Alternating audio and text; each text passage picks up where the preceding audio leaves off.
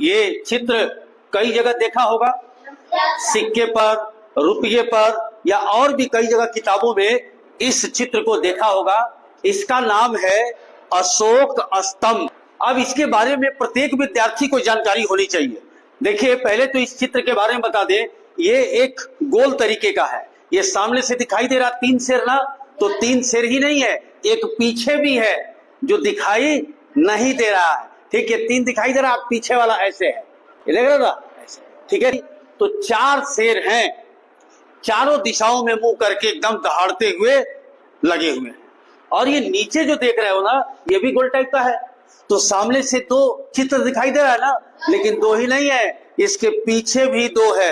यानी कुल मिला के इसको अगर तुम देखोगे, ऐसे हम गोल कर दें, 1 2 3 4, यहां जानवर, यहां जानवर, यहां जानवर, ये 4 जानवर, और चारों जगह अशोक चक्र ये बना हुआ है।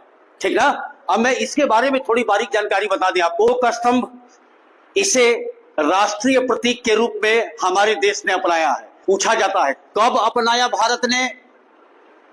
26 जनवरी सन 1950 को राष्ट्रीय प्रतीक के रूप में इसे अपनाया गया।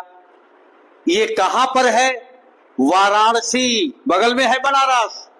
बनारस से थोड़ी सी पहले, थोड़ी दूर पहले ही, यानी बलिया से जाते वक्त पहले सारनाथ पड़ेगा, तब वाराणसी पड़ेगा। तो सारनाथ में अशोक स्तंभ है, वहीं से ये राष्ट्रीय प्रतीक के रूप में लिया गया है। ये जो है, इसको क्या कहते हैं? अशोक चक्र। इसमें कितनी तिल्लियां है बेटा? 24। तिरंगे पर भी बीच में देखा होगा नीले रंग का। अब बहुत से बच्चे नहीं जानते हैं, ये 2 आपको जानवर दिखाई दे रहे हैं, और इसके पीछे भी 2 हैं। तो देखो, मैंने यहां लिखा है, हो सके तो इसे याद रखना, दिशा याद रखना। जैसे ये डायरेक्शन जो होता है हमारा, ये है नॉर्थ यानी कि उत्तर, साउथ दक्षिण, ईस्ट यानी कि पूरब, और वेस्ट मतलब पश्चिम। यानी इसमें जो है गोल जब देखोगे, कभी सारनाथ मौका मिला तो देखना, तो पश्चिम दिशा में घोड़े का चित्र बना हुआ है। यहां मत आइएगा कि भाई आपने कहां बना दिया, क्योंकि फोटो में जो मिला वो बना दिया, लेकिन डायरेक्शन उसका क्या है? घोड़ा पश्चिम दिशा में बना है, यानी इधर बना है। सांड, सांड कई जगह किताबों में यहाँ बैल भी लिखा है बेटा, सांड बैल भी लिखा हुआ है, लेकिन आपके किताब में सांड दिया हुआ है। सांड किधर है? पूरब दिशा में है। और हाथी ये दक्षिण दिशा में, और शेर उत्तर दिशा में। अशोक चक्र किसका प्रतीक है जो तिरंगे पर लगा हुआ है?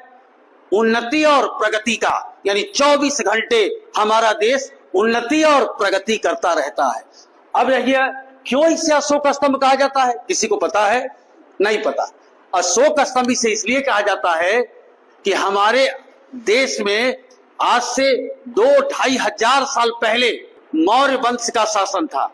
चंद्रगुप्त मौर्य और कौटिल्य का नाम सुना है ना, किसी दिन डिस्कस करेंगे। मौर्य वंश के तीसरे राजा, मौर्य वंश के तीसरे शासक थे सम्राट अशोक। याद रखना, मौर्य वंश के तीसरे शासक थे सम्राट अशोक, और इन्होंने ही जगह जगह ये अशोक स्तंभ बनवाया था। अच्छा, इसका मतलब क्या था? देखो, अशोक राजा जो था, बहुत ही रोचक बात बता रहे हैं, वो करते क्या थे? ये बड़े बड़े खंभे टाइप का लगवा दिए, ठीक, ऊपर ये जो है आपका ऐसे अशोक चिन्ह ये बन गया। इस पर जो है अपने देश का नियम कानून लिखते थे, लोग जाके पढ़ते थे कि राजा का क्या संदेश है। चोरी करोगे तो ये सजा मिलेगी, गलत काम करोगे ये होगा, वो इस पर लिखवाया करते थे। तो अशोक स्तंभ अपने पूरे राज्य में ऐसे ही लगा दिया करते थे, ठीक ना। लेकिन पूछा जाए कहां से ये लिया गया? सारनाथ से ही लिया गया है।